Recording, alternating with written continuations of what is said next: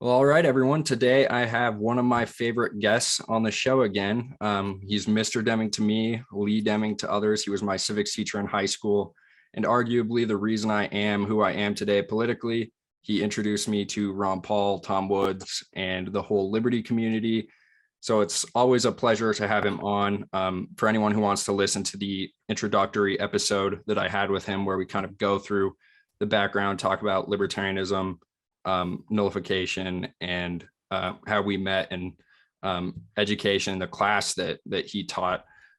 Check out episode 58. You can also check out episode 50, or wait, that's 55, where I had him on for the introductory one. But we also did an episode where we read parts of the Declaration of Independence for celebration of Independence Day. That was episode 58. I had him on again where we discussed the 1-year anniversary of January 6th. This was pulled off of YouTube, so you'll have to find it on all audio podcatchers. So Apple Podcasts, Spotify. I think it's also on Odyssey, which is like a YouTube alternative, owned by some libertarians. That is episode 72.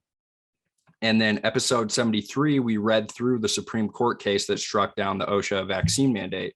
That Supreme Court case was National Federation of Independent Business versus OSHA. And then the last episode I had him on for was episode 79, where Mr. Deming announced that he was running for the legislature in House District 55.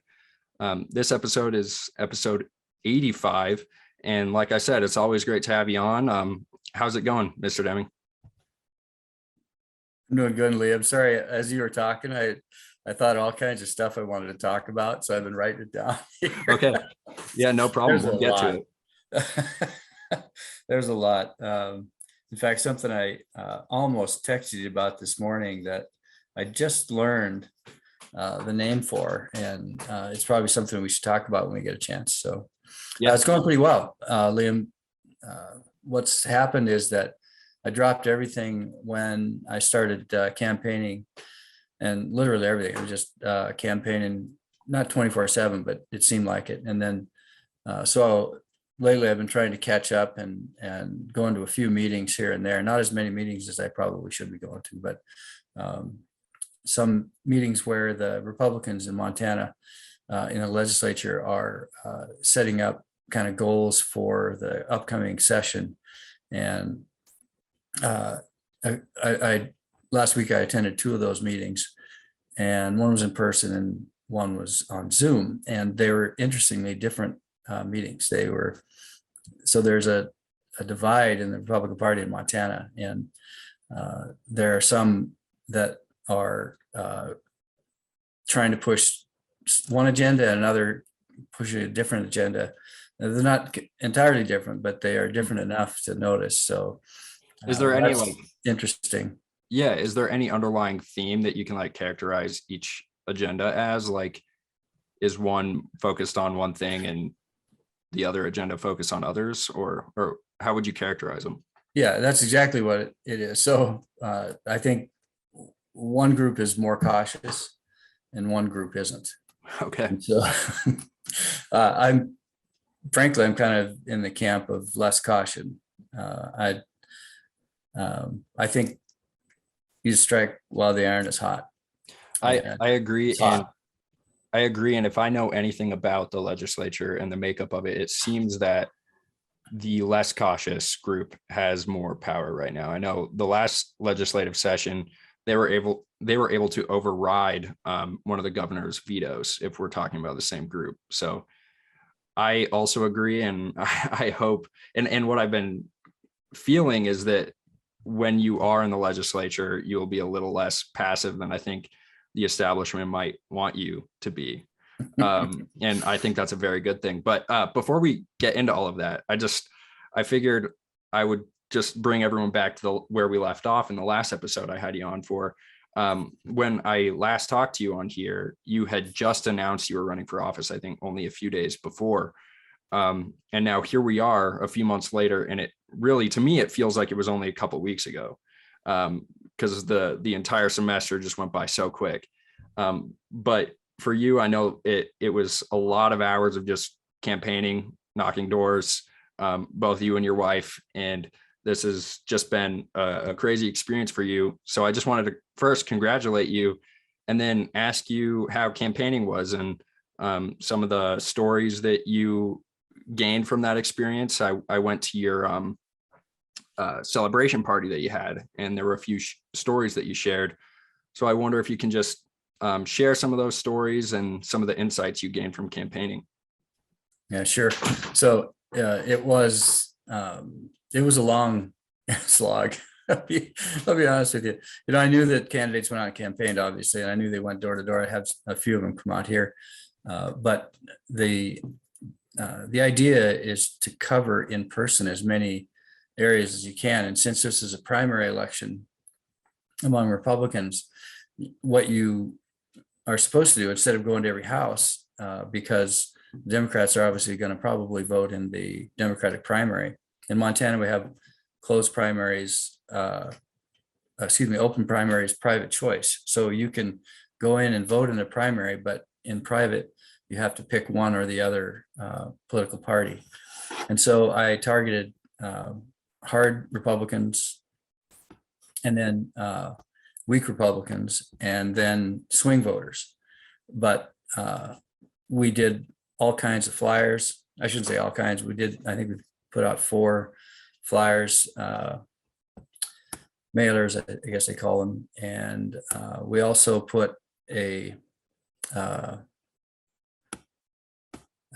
door knocker, or it's just another flyer on somebody's door for every door in Laurel.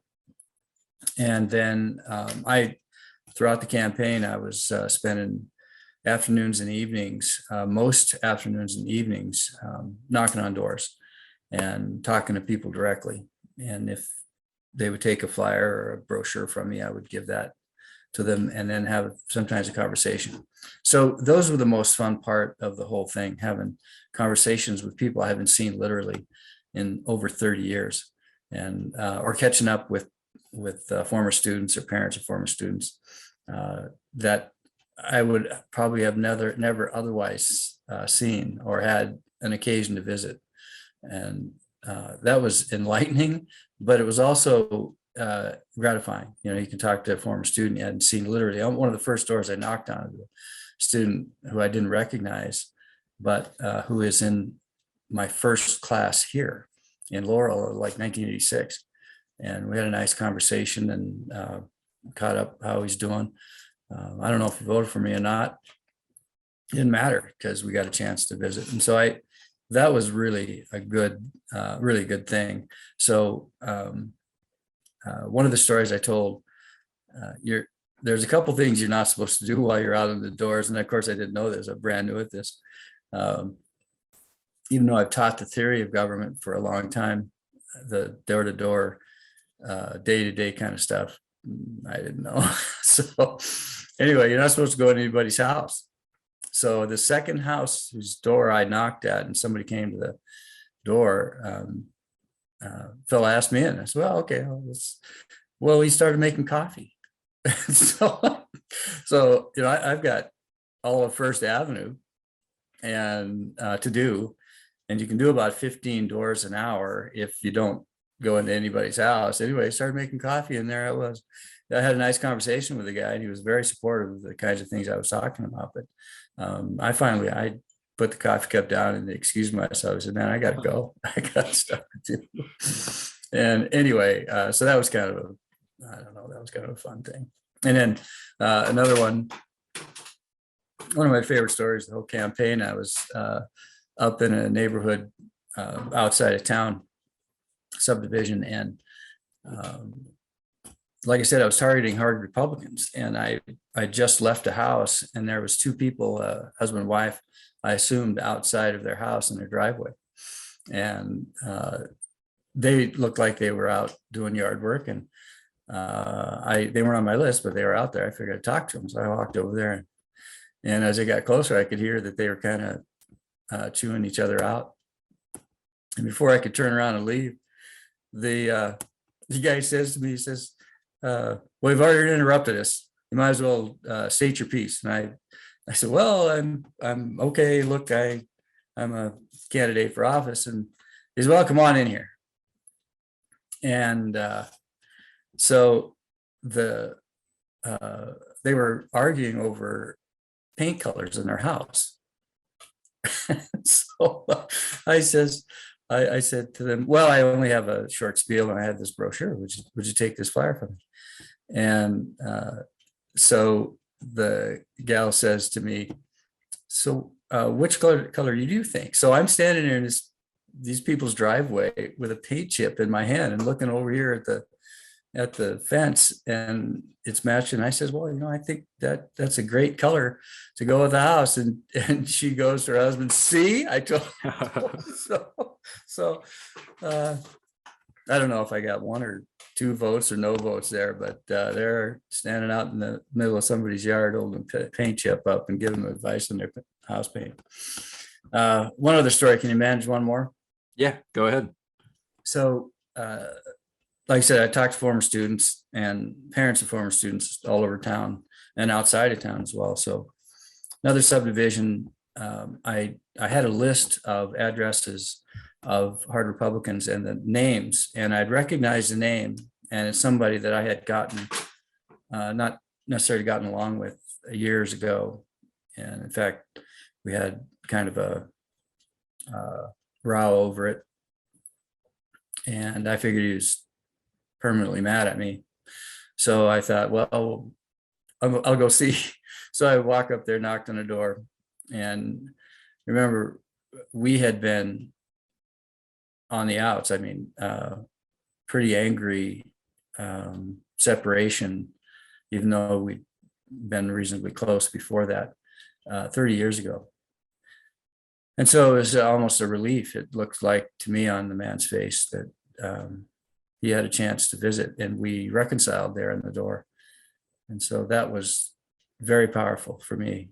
And how else would that have ever happened except for me actually going door to door to talk to people? So I thought, as hard as that was, and it was harder than I thought it was going to be. I knew the work. I didn't know the type of work it was going to be. There was a level of work that I was prepared for, but not the other. But anyway, that was almost worth the whole campaign, to be honest with you. It was a very moving experience for me, very gratifying to see and have a reconciliation after all these years. So that's the update. And then election shows up, and we I can't remember, 72-28, I think. I won, and since I have no opponent in the general election, then people are calling me representative-elect. I don't know if that's the way it should be, but that's, so far, I'm probably going to the legislature in January. Yeah, well, that's all very incredibly, it has to be incredibly fulfilling now. I mean, I know that when you first joined, you were kind of hesitant. You didn't like asking people for money and being on the spot like that, but having those experiences, I'm sure it really defined the whole thing. So you say that you're representative-elect, but you don't think it should be that way. Is that because someone could technically enter as an independent or something like that to challenge you in the general? Yeah, that's the only thing that I'm hesitant about. And yes, I was hesitant to run. I think I told you guys that when we were considering, when I told you on your show that I was going to run for office. I was very hesitant. I don't want to be in the limelight ever, but there's an opening, an opportunity, and the lunacy that's going on around, somebody's got to step in and stop it. And I'd like to be able to do my part. So. Yeah. Well, I know you signed the paper like the last day, right? It was towards the end. It was, so I entered the race on a Friday, and the deadline was on that next Monday. Okay. And so I'd had a group of people, I think I told you, who had approached me and had I thought about running for office. And when I initially said no, I hadn't. That wasn't accurate. I may have explained this. I just want to make sure that everybody gets the right story. I had 20 years ago considered running, And I thought, everybody should step up and do their part. And I felt pretty confident, not necessarily I'd get elected, but that I could do some good. And so I had thought about it before, but I rejected it because I had so much going. And one of the things I had going 20 years ago was getting into the We the People program. And that was so important to the kids that I just couldn't see being gone in some of the most important parts of that, when you're going to the competitions and getting kids ready for that. And that's, as you know, a very powerful program. And so I didn't want to lose that. And I just gave up. I had never thought about it until these people asked me, had I considered running. So that's Yeah, that. well, I mean, it seems like everything kind of came together perfectly then. I mean, because I do think that you, having taught all of these kids for so long, I think that definitely benefited you here. I know, I think it was your granddaughter was running your Facebook account, and when she announced that you were running, even students who I would guess are more left leaning, I think came out just to support, because when you build relationships at such a local level, I think that people will support you either way. Because I mean, one, they know that a Democrat's not going to win here, so it's like, well, you might as well have the person that Right. elected. Well, and that you can approach too. Those kids are not kids now, but those former students, I think they felt relatively comfortable if they had a problem with something I was doing. They'd be able to talk to me. Sorry, I have to.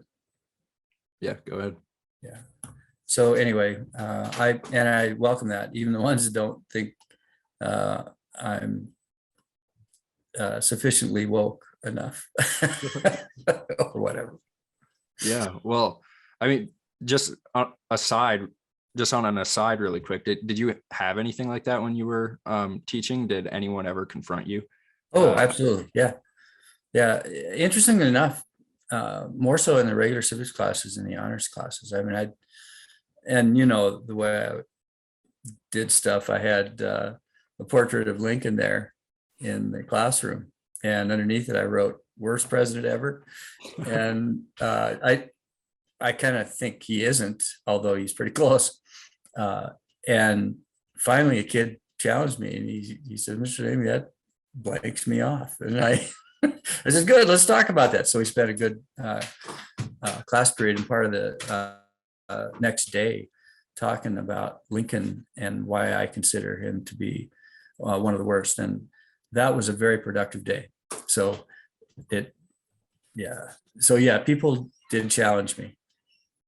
Yeah, well, I mean, I like I said, I really enjoyed your class, and if anyone wants to learn more about that, they should go back and listen to episode 55. But to get into the upcoming session, when does the next session start? First week of January. Okay, and then maybe what is like the agenda of that other group that you would associate with? What do you think that the legislation is going? What do you think they're going to start to push? What are you going to prioritize? And I guess, what is the process to get to there? Are there any formalities that you're going through right now to prepare? Not really. I'm doing quite a bit of research though. And I've made some inquiries into the state. There's the Republican Party, and probably the Democrats as well, have people on staff who can do quite a bit of research for legislators. And so I have requested some of that research, and I've received back some very interesting stuff about particularly the judiciary in Montana. I wasn't aware of this, and I'm a little sheepish of admitting it, but I knew there was a problem with the Montana judiciary, but I didn't realize that the Montana Supreme Court has kind of tried to run, this is the way it's been portrayed, roughshod over the legislature, and taken some liberties with the interpretation of the Constitution. Now, remember, this is speculative right now, and it's not something, even though I've been doing some research, I'm not 100% convinced that this is the problem. However, it's been explained to me as if the Montana Supreme Court has interpreted the Constitution Montana Constitution in a way that it maybe shouldn't be. And it has to do with legislative subpoena power. So there's some other things that I've been researching, and I spend some time every day trying to get prepared, with the research on these issues, because I'm going to have to know it obviously as we go into the session. And I've been getting some help that way. So that was kind of nice for me to know that there are groups or people that will answer questions that I have about, and ask, what does the Constitution say? And person would send me back a screenshot of the Constitution, the page in question. And I'd read the Montana Constitution before, but it's been a while. And I was a little bit shocked that it was so easy to read, particularly the judiciary. I don't know if you knew this. I probably told you guys this a couple of times in class, but when I started teaching that class, I think I was least comfortable with the judicial branch and how that operated. And so I took some training, went to a judicial institute and learned as much as I could about it. And so it's been kind of a focus because I felt I need to brush up on it. Well, it still is. So anyway. Yeah, well, I know at least at the national level, like part of the problem is that it wasn't defined. They kind of left it open. But I don't know much about the judiciary here, but what I have heard is similar things. I had it broken down to me that there's like this body that is supposed to oversee the Supreme Court, and you can kind of submit appeals if you think that there's been any injustice, or maybe a justice needs to be impeached or something. But that this board, supposedly, I haven't looked into this myself, this board is appointed by the Supreme Court justices themselves. So I think what has been argued, and I don't know if this is the same issue, is that it should be the legislative branch that is overseeing the judiciary, not the judiciary themselves. Well, I think the way the language is about that particular board, I think it was set up, I think, pretty well, actually. But since the Supreme Court, to my understanding, selects the people on that board, they're going to select friends. They're not going to select people who would be critical of them, probably. So that's just one of the things that I'm getting ready for and trying to. And who knows? I haven't been assigned to any committees. I've requested that I'd like to serve on a couple of committees, and that I don't know where that is in the works. I actually don't know how that's determined, if a group of legislators does that or not. I don't know. But anyway. Yeah, I am interested in the judiciary stuff. I know, I mean, if you just look up Montana Supreme Court corrupt, you're going to get a lot of stuff. I've heard some people, like I know the Americans for Prosperity people, some of them have told me that based off of certain metrics, the Montana Supreme Court is actually more corrupt or liberal than most Supreme Courts in the country. I'd be interested to look into it myself. I don't know if that's true, but I know that there have been complaints about like CPS and the way that judges handle them here. There was also that controversy last session where a lot of the justices had to recuse themselves from some case that involved emails, and it actually delayed the legislative session. So I'm very interested in that, and everything involving the judiciary, especially I'd like to see stuff like along the lines of like jury nullification legislation pushed in the legislative session. So it's a very interesting topic, and I'd love to hear an update as you go along. Well, I'll update you as much as I can. We probably won't update you some of the things that I suspect on camera. Oh yeah, but we'll talk about it later. And that is one of the things that I think we need to do in the state. So the Supreme Court is elected and in Montana, and there's nothing necessarily wrong with that. They have 8-year terms, and I understand why they have 8-year terms. And there does seem to be too much power flowing to that branch. And it's a fight. And Madison was all for having a fight between, the different branches, because if they're all jealous, they will retain whatever power, try to keep power, take power from the other branch. And so there's nothing necessarily wrong theoretically with that idea. But if you get an imbalance, that has to be addressed. And I think the legislature is awake to that need, that we need to do that. And I suspect that just about whatever passes through the legislature in this session will be challenged, and the Montana Supreme Court then would have to ask. And I'm also going to say that chances are that some of the decisions Montana Supreme Court already has made and will probably make in the near future will be challenged at the U.S. Supreme Court level. Wow. Yeah. And I know the gun issue was a really big problem last session with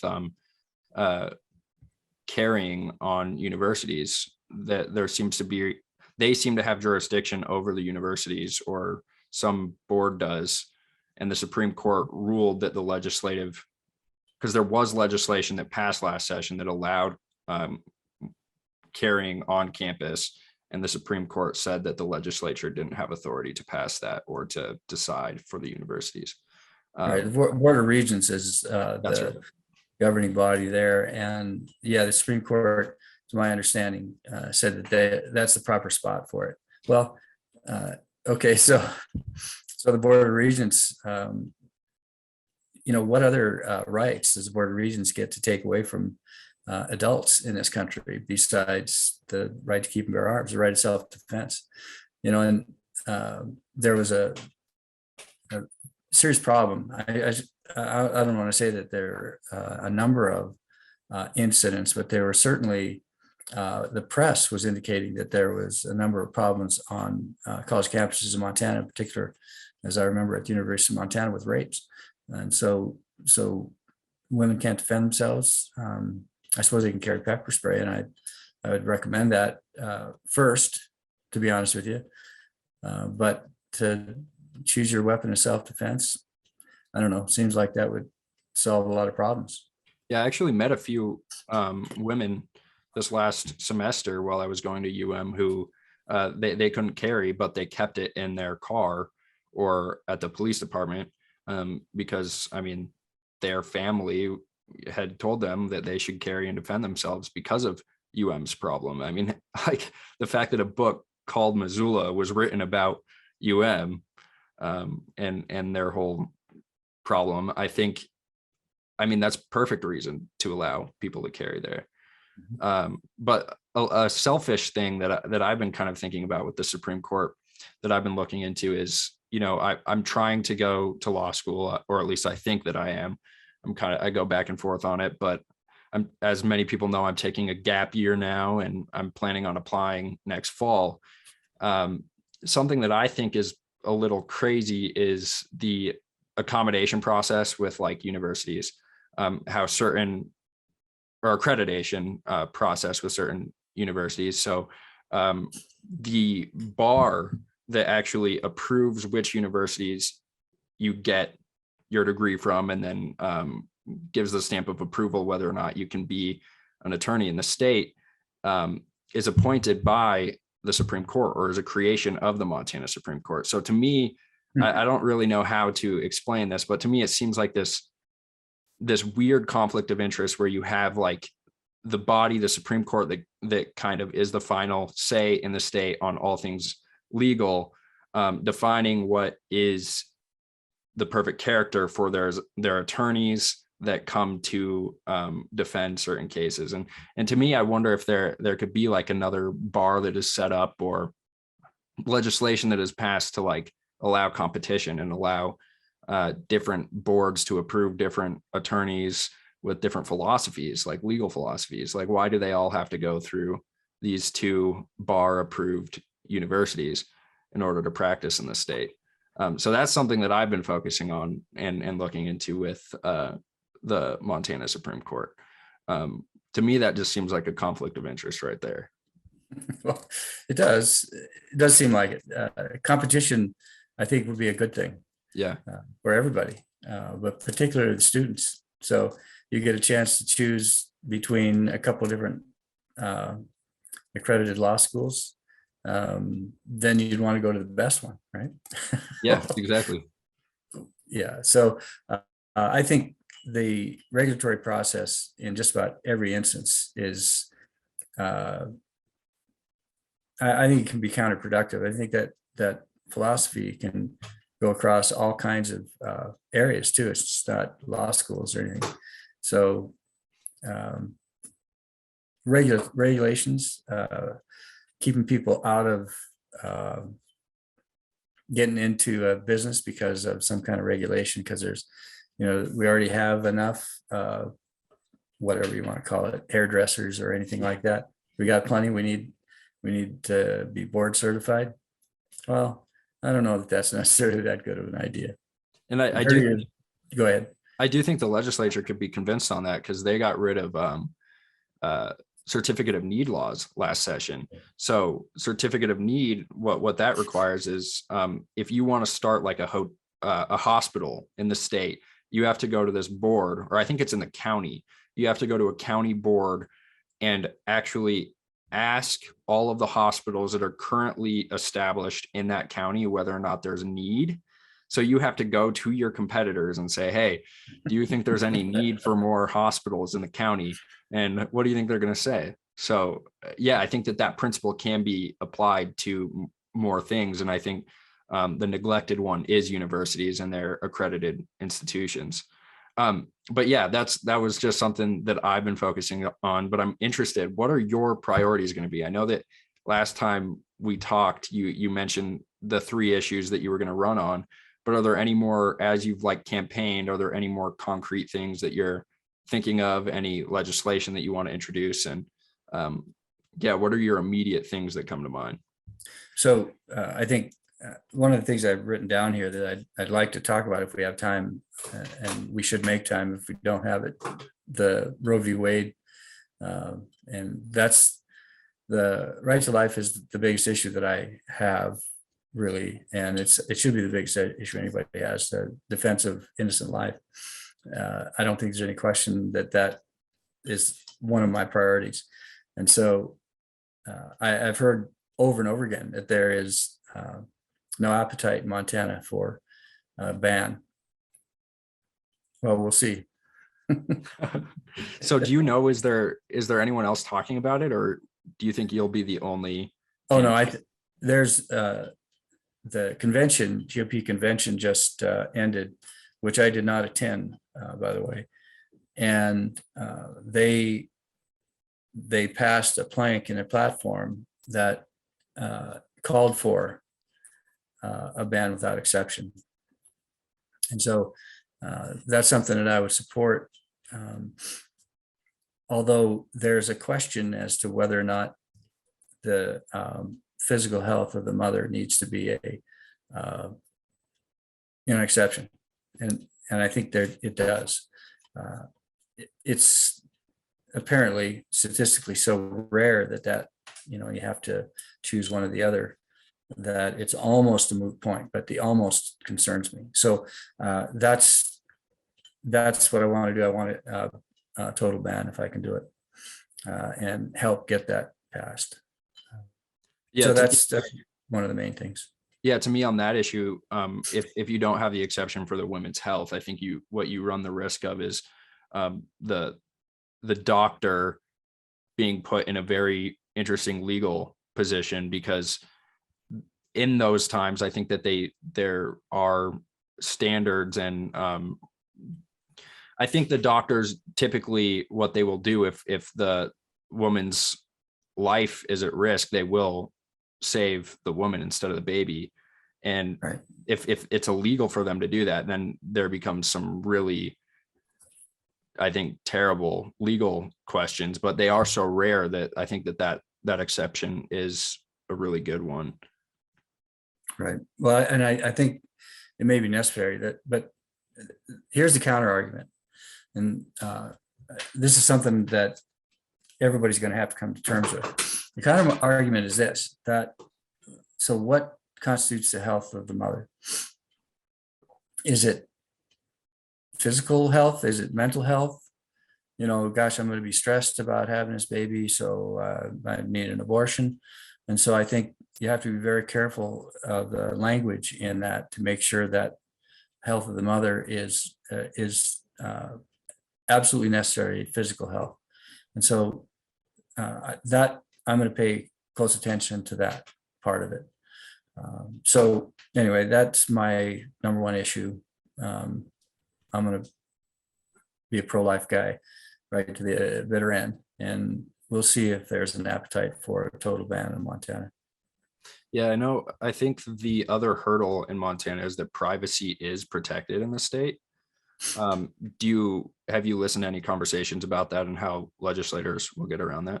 Yeah, so the Armstrong case is going to be the sticking point. The Supreme Court of Montana has said, and I think the U.S. Supreme Court has weakened the argument, but it's still there, that Montana's robust privacy protections will protect women's right to choose to abort their babies.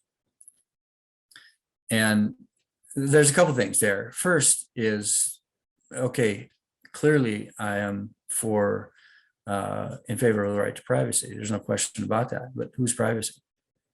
I can't think of a more clear violation of the right to privacy than an abortion that kills a baby. So, you know, like when the Supreme Court in the Dobbs case versus Jackson, they talked about the baby has an interest in life. Well, they also got an interest in privacy. You know, and so there's something I think that is missed by a lot of people, and it's not that I was some genius who came up with it. I just read the Montana Constitution, and in the Article 2, the section about the rights that are protected by the Montana Constitution, Article 2, Section 4, I think, states that, and listen to the way this is worded, the dignity of the human being is inviolable. Oh, Okay. Well, it doesn't say human person. yeah. It says human being is inviolable.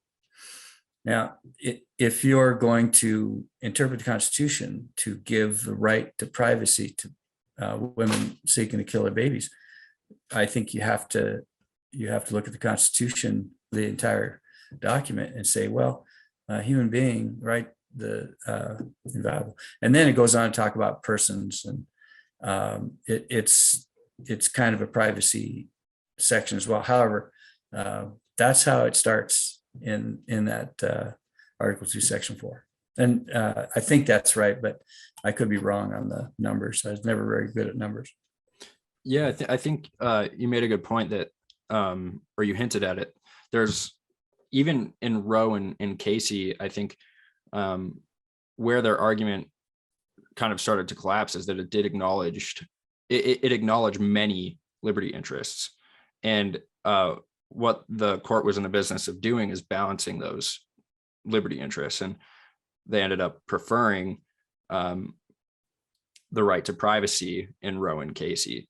But I think that there's no, I mean, that really is the point where the whole case, especially at the national level, falls apart. So if the Montana Constitution protects privacy, and then they're also protecting the dignity of everyone, I think if that case is brought to the Supreme Court, it would be really hard for them to uphold abortion again if legislation has been passed, when they're trying to balance those two things. I'm not sure, but again, the Supreme Court seems to be pretty powerful here, so who knows?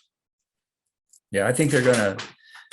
Well, I don't think we can let that stop us either. I think if we're really a right to life party, which we just said again, the convention, then we have to be a right to life party. We have to do it. We have to actually act. And so to act, let's say a total ban, rather than regard what the Supreme Court may or may not do, I think that's cowardice. So I think we just pass what we can, get the most pro-life legislation we can get passed, and then make the court strike it down. And I think that'd be an interesting case, frankly, if that, and it would be appealed, obviously, to the Supreme Court, to the US Supreme Court, no matter what happens. It'd be an interesting case for them to take. I think they should take it, but I would suspect they don't, because what they said essentially was that it's not up to the US Supreme Court anymore, it's up to states. So here you go, states, figure it out.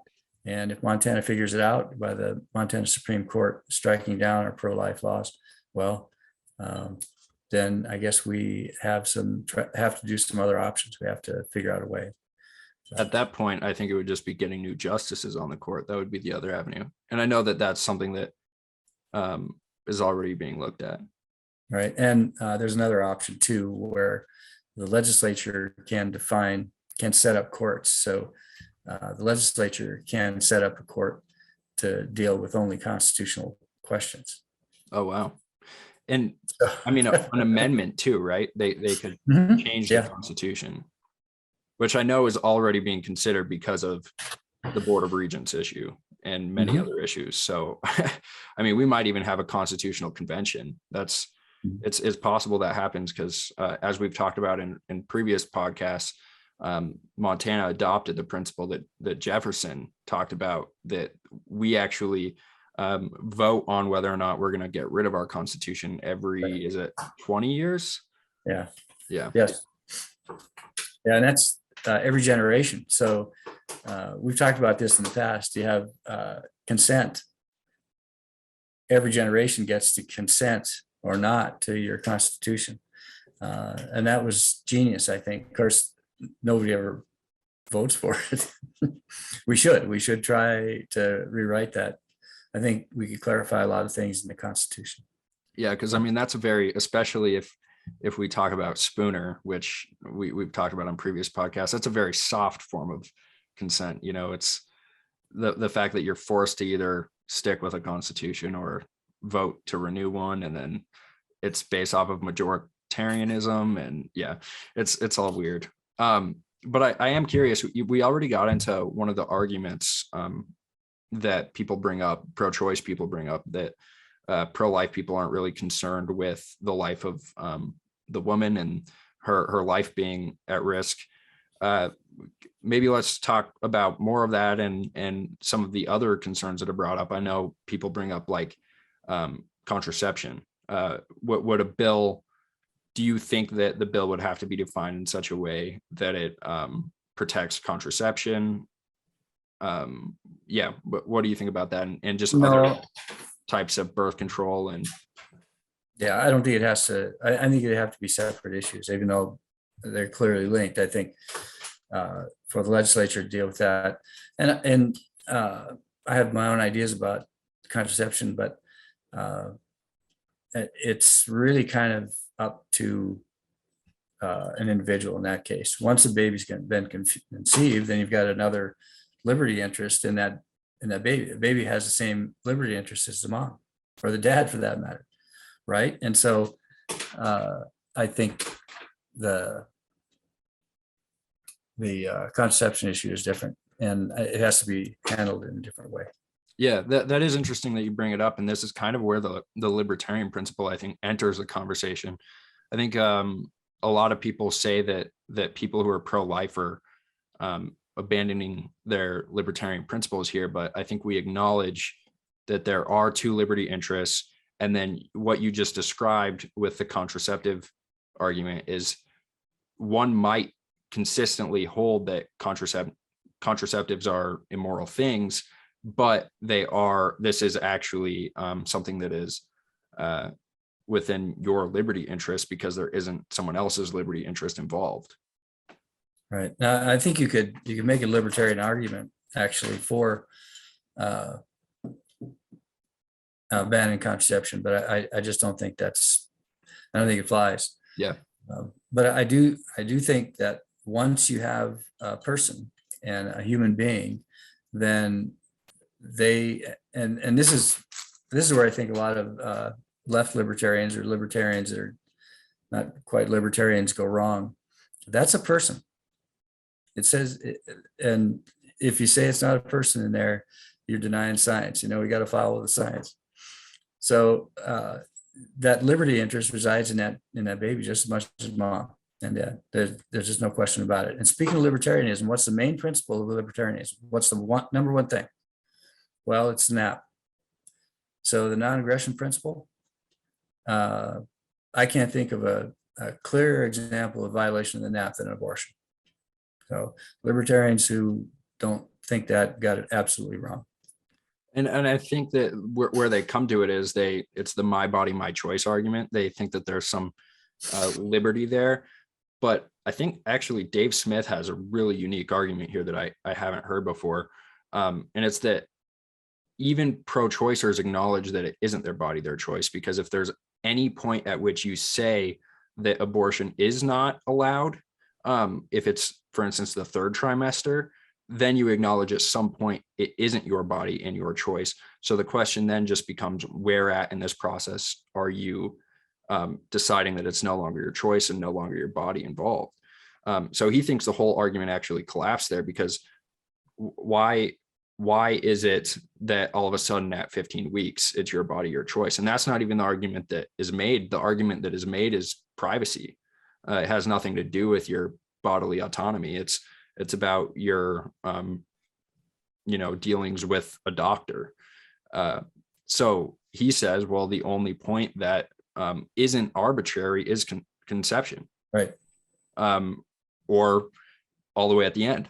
So you either have to say all the way at the end if you're going to make the my body, my choice argument, or it has to be conception. And I think that I had never heard that argument before, but I think that that's kind of where I'm starting to find myself. But to me, there is still a question of governance here and the state. I do have worries about a police state and what it might involve trying to prosecute these things, because we know with all the things that we agree with, like even murder, murder should be illegal.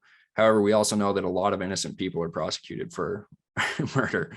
So it's not a question of, this thing shouldn't or shouldn't be prohibited, because I think we both agree there. It's you still, I think, have to have concerns about an overly powerful state and keep your eyes on it.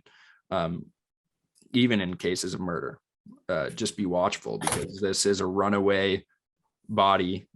Government is, I think, inherently kind of unethical. So there are those concerns, but because there are those concerns, we wouldn't just throw up our hands and say, oh, well, murder shouldn't be something that's stopped. So there's a lot there. Let me tell you what I'm thinking on that entire argument. So the state is runaway, and it, as I told you guys over and over again, it just continues to get more powerful. Well, one of the things that Roe v. Wade did was to chop back on the federal government's power. It took power out of its own hands and put it in the hands of the states. Well, that's the way it should be. That's exactly how the government should operate. And so what we find is that contrary to what pro-abortion radicals are saying, they did exactly what they were supposed to do and turn that back. So even though it's a runaway state, there's some hope there. And with this court, hopefully this court can continue that taking power away from its own hands. That's why that Roe v. Wade was so extraordinary. And the pro-abort radicals, the crazies, have it absolutely wrong. See, now we can fight it out in the states. That's exactly where it belongs. And Ron Paul, he said that for decades. that argument belongs in the states. Yeah. Now, let's take another look at it. So the runaway state killed 63 million babies. To the state that we have now, which is slightly less runaway, is going to save the babies. So I'm all for this new, less powerful state. I don't know, does that help? Yeah, no, I think that helps a lot. And I also think that this Dobbs v. Jackson case is just so interesting. And I think it really gets at the core of so many philosophical questions within libertarianism. There's a debate within libertarianism about decentralization versus protecting individual rights, whether it's at the federal level or the local level. There's kind of this split. Do you think that even the federal government can intervene at the local level if there's violations of rights?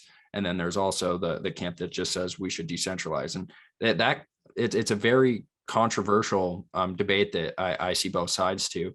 But then there's also the question of liberty, life, and all of these other questions. With it really is just the crux of libertarianism in this case, because it's involving liberty, individual liberty when it comes to the baby.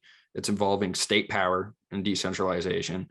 And I think Dobbs and this most recent decision just handled it exactly right, because it's one of the first times I think you see a governmental body take so much power and then just be like, actually, we don't have this power.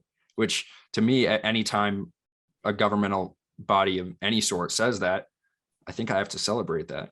Yeah, I think we have to celebrate, no matter who. And that's why I think the radical abortionists, pro-abortion people, I think they've got it wrong.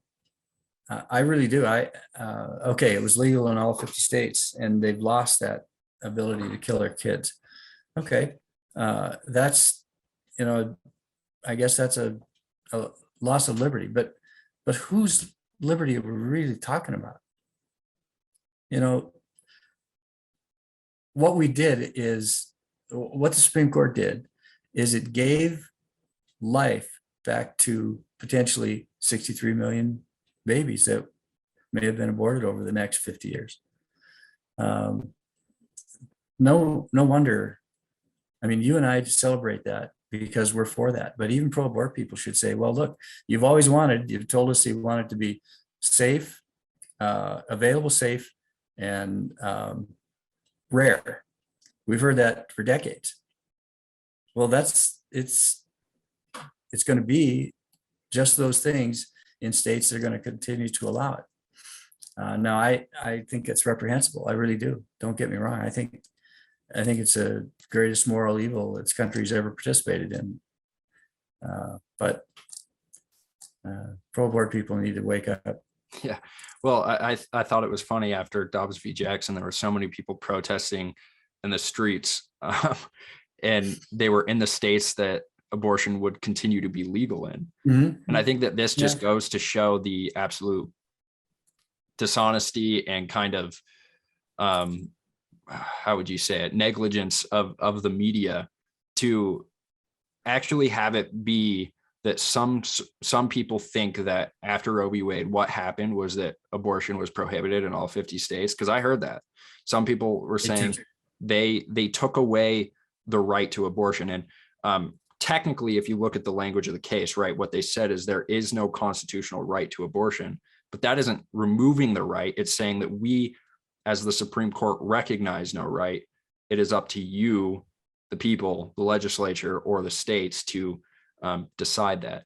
So the fact that there was anyone who thought that suddenly abortion would be prohibited in any 50 states, it shows just how negligent the media is, but also how powerful the Supreme Court became. That in 1973, all of a sudden they just assumed that they had this power to legislate across all 50 states. I think they did a disservice to pro-choice people too, because what ended up happening is they gave this false sense of kind of confidence that this would be a thing that existed. But I mean, once you put that amount of power into only what, 5 justices' hands because you need a 5 for a majority. I mean, that all it takes is a different makeup of the court, and then you could have had an entirely different environment, political environment. And they're very lucky that there weren't pro-choice people who made the exact same legal argument made in 1973, but instead picked the liberty interest of the fetal life, because that could have happened. And I think that is why both sides should reject centralization. Yeah. So I've got an issue with decentralization, even though I think it's the right theoretical move. If we're going to have state governments, and we're going to have them forever, I'd rather have it like this, where we get to fight it out at our state legislature. Virtually every important issue of the day needs to be fought there rather than at the national level. Because I'll be honest with you, you're not going to make any headway at all with John Tester, or for that matter, Steve Daines. You're not going to make any headway with those guys. They don't know who you are. They don't care. They're same thing with Rosendale, although less so, because Rosendale has to stand for re-election every other year. So I think he's more responsive. And for the most part, I really like the things that he's done. But even him, I don't think you and I would have any influence on that guy at all. So the way to deal with that, the real remedy, is to strip them of their power and get it back in the hands of the states. So and so what is your problem with it? Is it I'm going to try to assume what you're going to say, or predict what you're going to say. Is it that you think the state might actually have the power to regulate against the localities? Is that your problem with decentralization? Well, so remember when was it Missoula had an ordinance about a gun ordinance of some kind a couple of years ago? I think we spoke about that. So that's an example of decentralization, where locales are able to make their own rules in violation of our rights. So if the purpose of government is to protect your rights, and yet they don't, what's the remedy? So let's say you're living in Missoula, and you were living in Missoula, and a decentralized body, the Board of Regents, said you can't carry a gun on campus. You're an adult. Nobody has the right to tell you, particularly since you haven't committed any crimes. You've got no record to speak of. You're not a threat to anybody except, somebody trying to beat you up or rob you or something, which is legitimate use of self-defense. And you can't. That's my problem with decentralization. So, so if I were to challenge you just on pure decentralization here, because I've been arguing with people about this for a little bit, and I had a Twitter thread that got around 100 comments of people sharing their opinion on decentralization versus protection of individual rights on any level.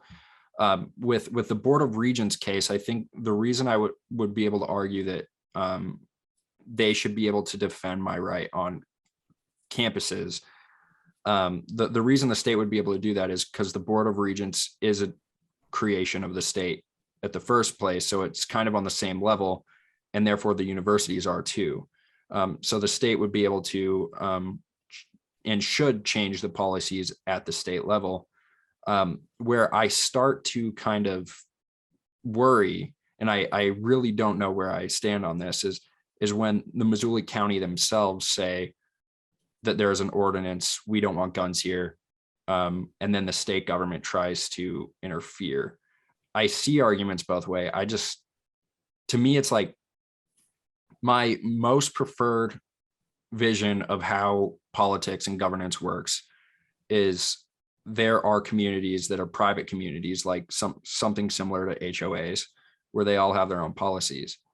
And if that HOA prohibited guns, though I think that would be foolish, it would be within their property right to do so if that is a private community.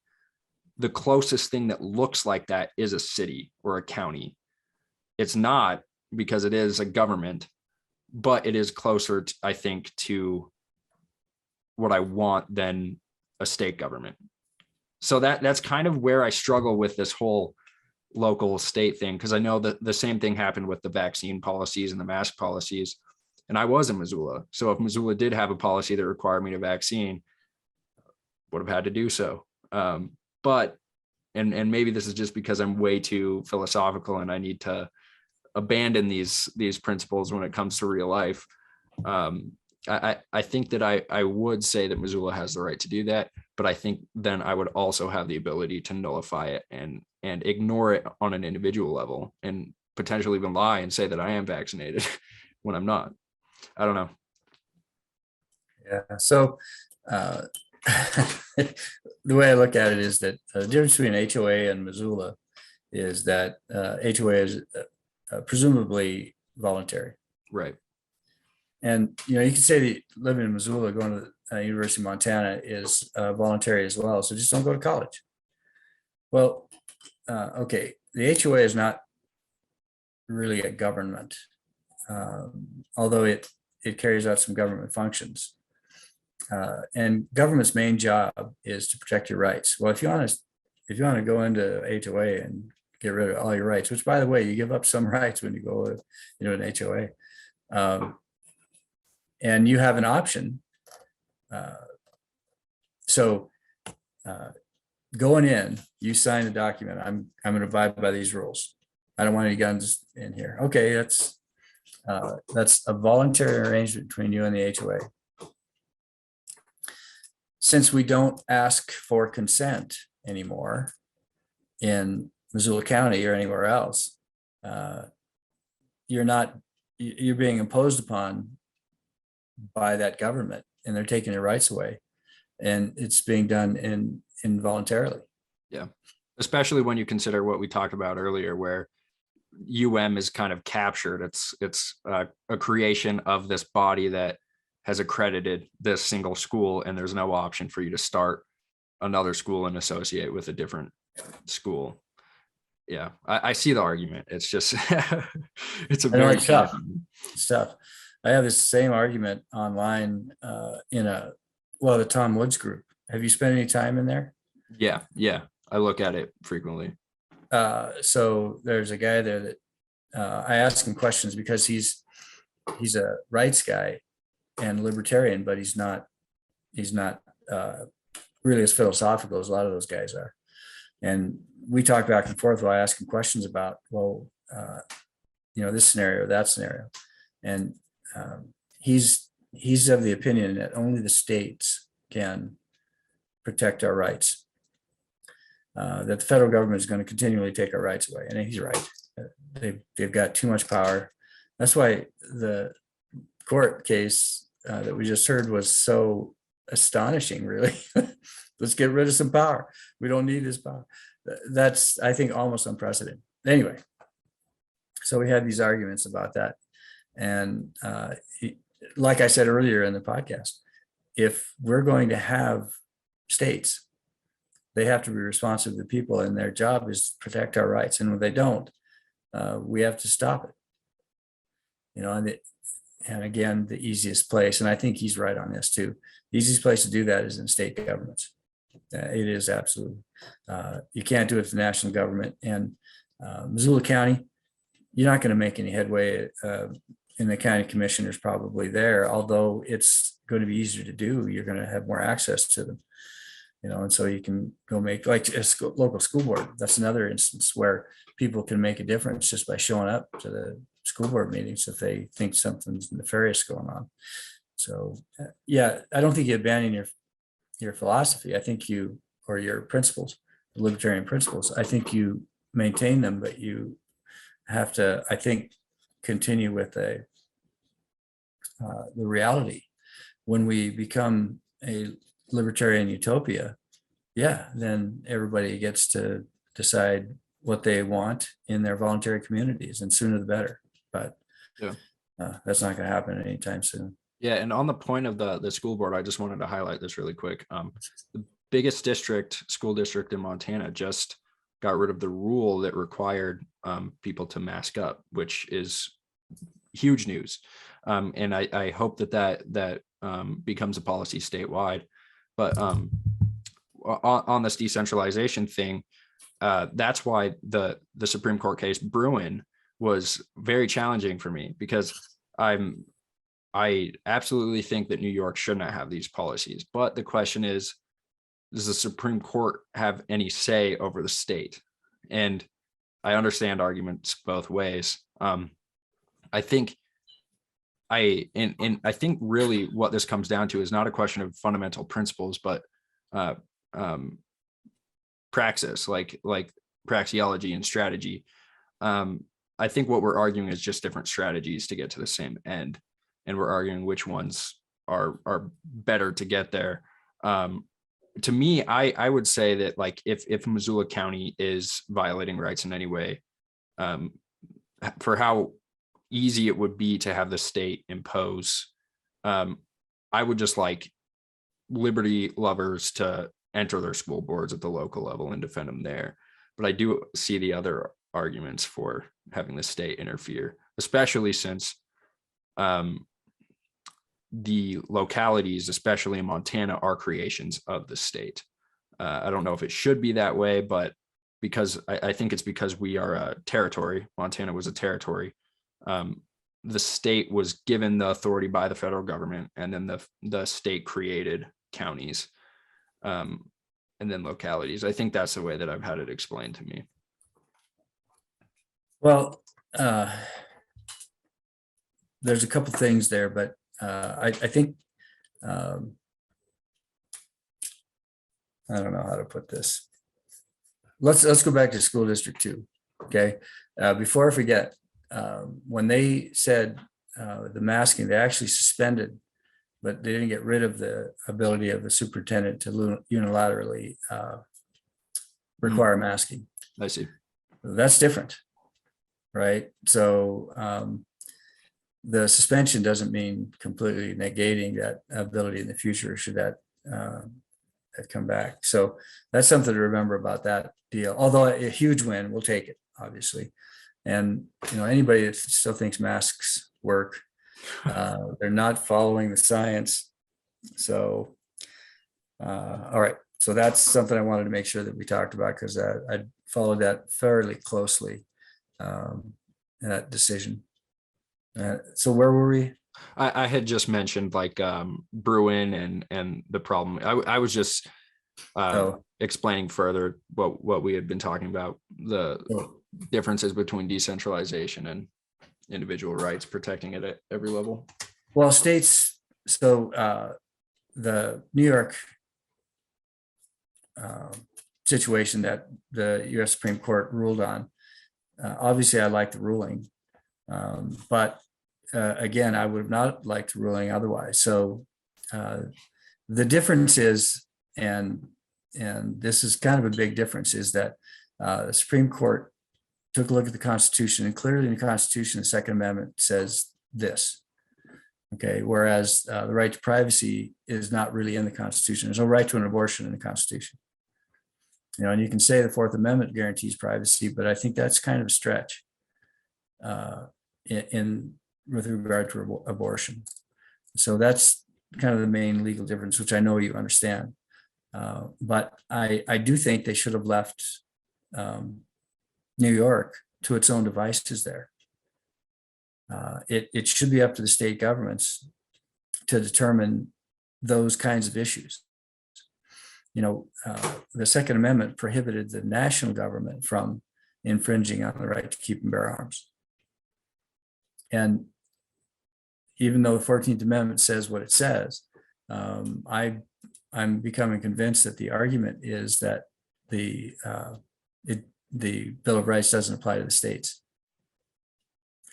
So that's an argument maybe for a different day. Yeah, definitely. And I think we should move on to what else you're thinking about in the legislature. But I just wanted to mention really quick that another cool thing about the Bruin case is that it cited Maj Touré's Black Guns Matter in a amicus briefing. It was cited in the Supreme Court case. So many people got to read those words, that name. And for people who want to listen to Maj Toure speak, I've had him on the show. It was episode 68. We talked about his organization, Black Guns Matter, the Libertarian movement, and some other things. So that's cool because the Supreme Court has cited now Black Guns Matter in an amicus brief. They also mentioned Lysander Spooner many times. I know that Scalia mentioned Spooner, I think, once, and then Clarence Thomas has mentioned him too. So it's pretty cool that when you have Spooner, who was a radical abolitionist, mentioned in the Supreme Court decisions, and then you also have Black Guns Matter.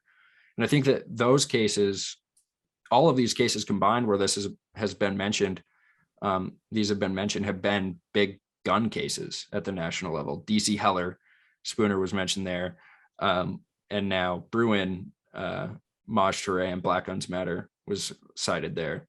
And I do know that amicus briefings are different than the actual opinion themselves. They're like used to bolster the arguments, but it is cool that they were used to come to these decisions, even if there's a little bit of frustration about how they came to these decisions. I think that gave Maj some positive press, and that's good. I don't follow him very carefully, and I haven't listened to your interview with him yet, but I will.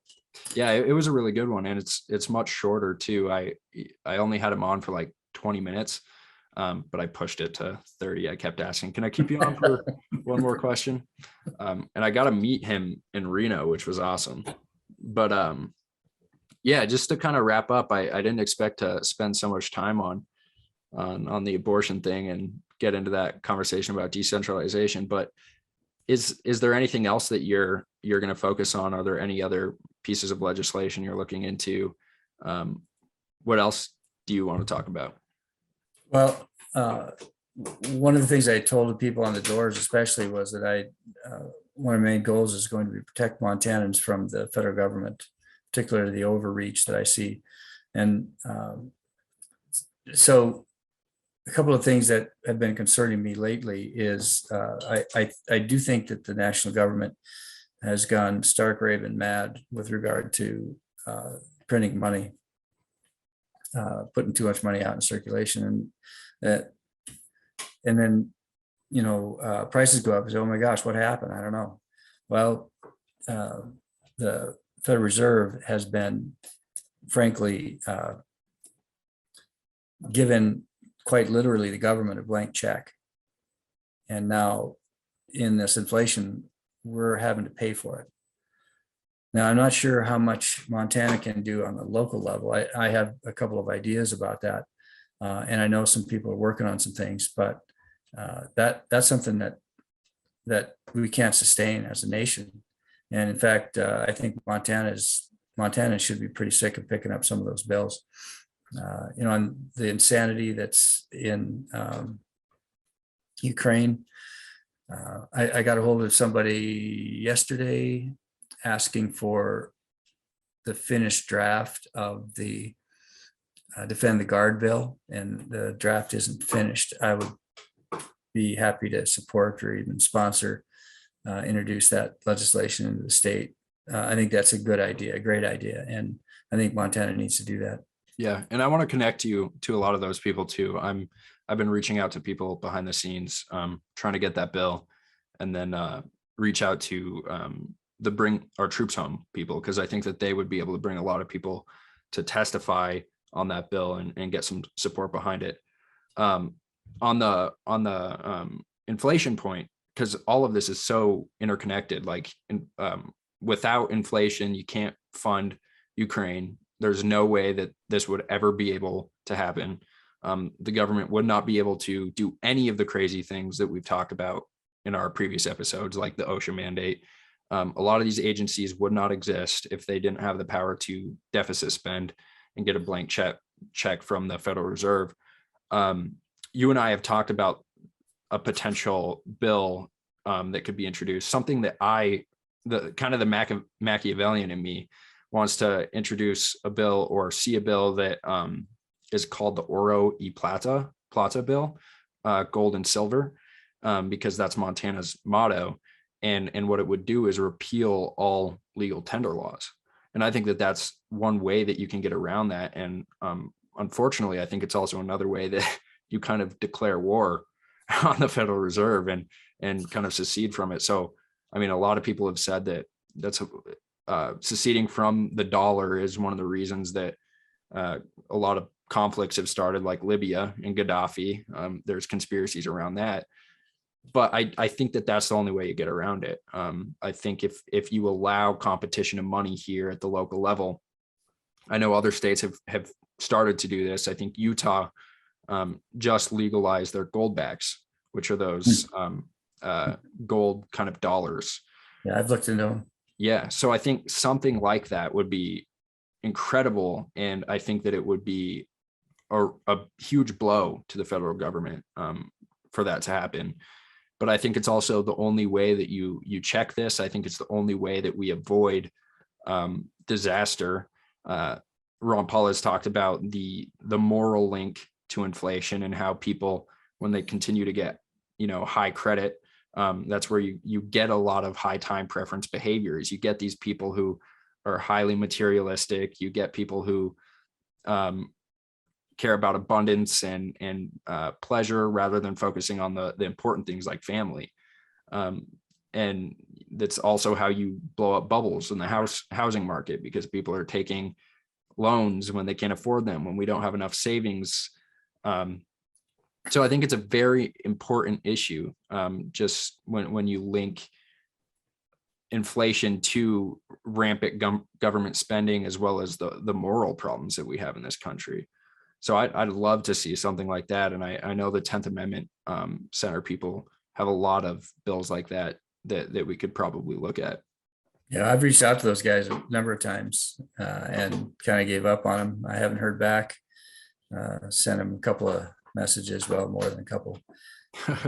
But like I said, I'll give up until I hear from them. I'm not going to pester them forever. But I do think that they have some stuff that I've read that I like quite a bit. Now, back to the currency, I talked about that before. I've spoken to somebody about trying to write legislation with regard to that currency, but I actually don't think that has much of a chance. I don't know that for sure, but my guess is that we're not going to be able to do that, at least maybe not this session. Although by the time that happens, who knows? It could be, acute problem, much worse than now. And I do think that inflation is going to double. Yeah. By that time. So maybe it'll be time then. And that is obviously an idea that we could pursue. And one of the things that I suggested to a guy in kind of in jest, I said, Montana should get its own currency and call it Gianforte bucks. Maybe it'll have a chance of passing. Or at least just to as a marketing thing for Gianforte. Like if he just did that and didn't really mean it, but kind of used it as like an educational thing, that would be really cool. Here's some Gianforte bucks. And then maybe he could just continue to print them too, to make fun of the Federal Reserve. Something like that, I think would be just awesome. And I want to organize some protests at the Federal Reserve Bank in Helena. I think that would be really cool. Yeah, it would be. I work for those guys. Yeah, I think you told that story on the first podcast. And at that point, you didn't really know much about the Federal Reserve. I think you were like a student, right? Yeah, I was still at Carroll, and I had no idea the kinds of things that nobody ever told me about the Federal Reserve. I had no idea even what it was. I go to work for a bank. Well, okay. Yeah. So before we jump off, we should probably do this at a different time, obviously, but I do want to eventually talk about the January 6 guys again. I'm partway through your Gene Epstein interview. Been enjoying that quite a bit. I just learned yesterday, about the Descheny doctrine. I'd never heard of it. Have you ever heard of the Descheny doctrine? I don't think so. So I used to tell you guys about a case that, oh my gosh, I can't remember the name of it. Back in the '80s where DC cops showed up and these people were getting brutally attacked and they didn't do anything. Well, there's a doctrine in place based on that case and some other cases that says that the police have no individual duty to defend or protect you. So they can not act even if they're witnessing a crime. Now, of course, almost all of them will, but this whole thing came up with regard to that shooting in Uvalde. You know, they stood outside. I don't know what they were doing out there, and I don't know enough about it to comment, except to say that it seems like there should be a lawsuit, and yet you can't sue them. Yeah. Do you know if it was Warren v. District of Columbia? That's it. Yeah, 1981, right? Yeah. Yeah. Yeah. It says the respective trial judges held that the police were under no specific legal duty to provide protection. Mm-hmm. Yeah, I was just talking about that with Quinn yesterday. We were talking about this, and to me, there's no way you get around having this discussion without wondering if there's ulterior motives here, because there's 400 police officers in that area.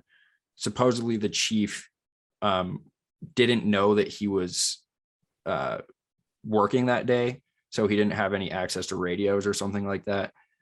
So who was giving orders that day? And then also you see really weird things like on the footage, like the hour and a half long footage of police just standing there as they can see kids being killed. There's this video I saw yesterday of police officers surrounding the classroom door that the kids are in.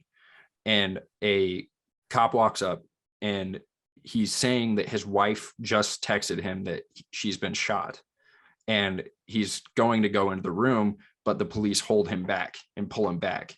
And he just goes, she says she's been shot. And to me, I'm like, what's happening there that he doesn't just go past those police officers right there, threaten them, and enter the classroom regardless of, like, how do you hear that your wife has been shot? You have access to guns, you've been trained. How do you not tell those police officers, as a police officer yourself, that you aren't going to listen and that you're going to go into that room regardless of what they say? I can't fathom it. And the fact that that happened, but not only with just that one case, that one police officer, but all 400 that were on the scene somehow just listened to orders and didn't go into the room themselves. And wasn't it, it was an ICE agent, right, that actually ended up stopping him, or am I thinking of a different case? No, that's, to my understanding, that's exactly what happened. He just said no. Not whether they allowed him to go in there, I don't know. But he took a round, I think, glanced off his hat or his head. So he clearly was courageous enough to go in and stop that. Now, I don't know why there was no attempt earlier by the police. I don't know anything about that part of it. I've read as much as I can about it. I still don't understand the timeline. But the police officers that I know personally, there's not a single one of them would have held back. Yeah. I know that. So I don't know what happened there, but you can't sue them, like I said, and I think that's a huge problem. There, we need to be able to do something under those circumstances. So that's something I maybe look at. I just don't. Yeah, I just have to see. I'm going to have to spend some time looking into that and seeing what Montana, if anything, Montana can do. There's there are a few things. So I know there's qualified immunity, which is the typical one that people like to talk about. An argument that I heard the Libertarian Party of New Hampshire had made, that in the same way that courts argue that they can pierce the corporate veil and they can sue people who are a part of corporations rather than the corporations themselves, like that happened with Fannie and Freddie. in 2008. I think it was actually the CEOs and the leaders who got sued, not they were the ones who were prosecuted rather than the organizations themselves. They said in the same way that can happen, that should be able to happen with police. There should be a standard, obviously, to protect them in certain cases. But what people also need to know is this isn't just police departments that are protected by qualified immunity. I think that this is one of the reasons why it's so difficult to convince people, especially conservatives, to get rid of qualified immunity, is because it's only focusing on police departments. Right. This is also what protects health board people, the ones that locked you down. This is the same people. This protects teachers in some cases, I think, too.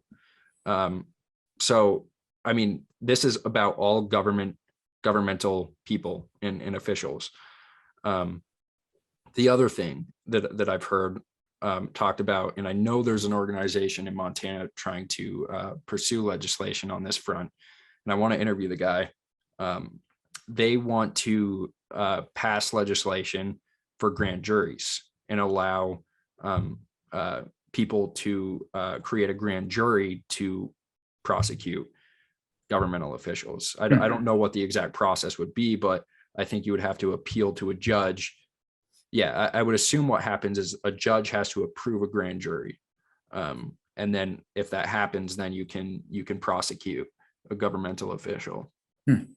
So those are some avenues, but I totally agree that something needs to be done on that front, because I mean, I don't know how it was possible that after, just a couple days into us hearing what happened in Uvalde, how the narrative was at all about guns and the Second Amendment. After you hear about the absolute negligence of 400 police officers, how can it be any other conversation other than the fact that we should privatize defense and allow people to defend themselves, because they can't wait. They can't wait for, one, the response time, and then two, to actually expect them to have the requisite amount of force required to stop the threat. Like the case of the guy who stopped the mall shooter, I forget where it was, just a couple days ago. Like, imagine if he wasn't there and they had to wait for police to show up, but then also imagine if the police weren't competent enough and it was a similar case like Uvalde. What do you do? Yeah, pretty clearly the remedy for Uvalde probably would have been somebody armed in that school. Yeah, it's just hard. It's even hard to talk about, to be honest with you. The situation is so horrible, and I don't know the timeline either. Were all those fatalities, did they occur right away? And it didn't matter if the police broke in. I don't really know. I do know, though, that again, I want to reiterate that the people that I know that are in law enforcement would have gone in immediately without even asking. They wouldn't have asked actually for permission. They would have just gone. Yeah. And so, what's the difference between them and those guys there? I don't know. Just horrible situation. But I do think somebody armed in that school would have had a lot better chance at stopping that, or at least lessening the severity of that incident than anybody on the outside. Yeah, I had one teacher, I'm not going to say their name, at when I was going to high school, that when we did these lockdown drills, what we had to do is we looked around the room, and some people would probably be offended about this, but I'm so grateful we did this. We looked at items that could be thrown, and what we could do if an intruder came in. And I think that that's such a good thing for a teacher to want to express to their kids, that they do want to defend them, and they also want them to have the ability to defend themselves. They're not going to tell them to just huddle in a corner. They're going to say, if you can, do something. So we would grab like desks. Some people would grab books. Some people would grab like rulers. And I don't know how you don't see that a gun-free zone is just a target. I had many people, there were some interviews that were done at after the legislature passed that bill allowing campus carry. And one of the arguments was that the presence of guns will cause more stress for students. And I just don't want that. And I sympathize with the argument, but to me, it's like, you're still not avoiding that problem. Right. Honestly, the stress is even higher, I think, if it's a gun-free zone, because you know that some people might be, and the people you don't want carrying are the ones carrying privately. So you want people around you to be able to neutralize that threat. So I don't understand the argument. I haven't heard a better argument for not allowing people to carry, but I'd love to hear the argument. I just haven't. Right. No, and that's so was it Indiana? Was it where that last mall shooting? I think that's right. I mean, he started shooting within seconds. I think it was 15 seconds when the guy started his rampage, and he put 8 bullets in him. 8 out of 10. 8 out of 10. I had somebody on social media ask where the other 2 bullets go. Well, who cares? 8 of them out of 10 went in the shooter. And so, like I said, 15 seconds. Now, the best response time the police are going to be at least in the minutes, at least, and so, yeah, people and those kids on the college campus, they might be stressed out about guns. And frankly, we were at a public deal here back in June, and there was a guy standing there among all those people, and he was armed. You could see he had a revolver on his hip, and that made me a little uncomfortable, sort of, until I thought about it.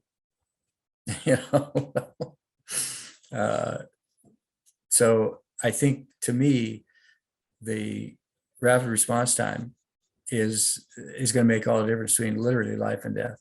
And it's too bad that we've told people that those gun-free zones, we need to have those, especially around schools, considering the school shooting. Yeah, I just think stress around firearms, it's not like it's a bad thing, or being afraid of firearms isn't a bad thing per se. It's just, you need to aim that fear at the right thing and use it in the right respect, like proper training, things like Maj Touré is doing in Philadelphia, where they're teaching people about firearms. And I think the most important thing that he's been able to demonstrate is that they do have the guys you don't want to have guns, and just educating people about the types of guns that they have, even if they don't want to carry, just being able to show people and educate people about the types of guns that exist out there, even if you don't want to own them yourselves, just so you can be educated about it and understand the threat. I think that everyone should have to go through that. If there is going to be public education, I think people should at least know about it. But yeah, it's just an unfortunate thing. And I hope that Montana can be kind of, we're already, I think, spearheading a lot of constitutional carry stuff, and kind of being an example of the Second Amendment and defense nationwide. Yeah. So I hope we can only push further into that frontier. Yeah, so I've got all kinds of stuff, but I think we've gone as long as you want to go. So yeah, definitely. We'll have to do this again. I'm in Billings for the next year, so maybe we can even do in-person ones. But if you want to let people know, is there like a website they can go to, any social media they can follow? I've been pushing you. I think you need to get Twitter, because I think that you would build a following there. But yeah, is there anywhere that people can go to support you and follow you? So I do have a Facebook page, and right now I can't remember but it's Lee Deming for HD55, I think, is where you go. And then I'm on MeWe as well, but I'm only on that Tom Wood Show Elite page. I'm on a couple other pages, but you can find me there. And that's actually where you're going to get more personal opinions.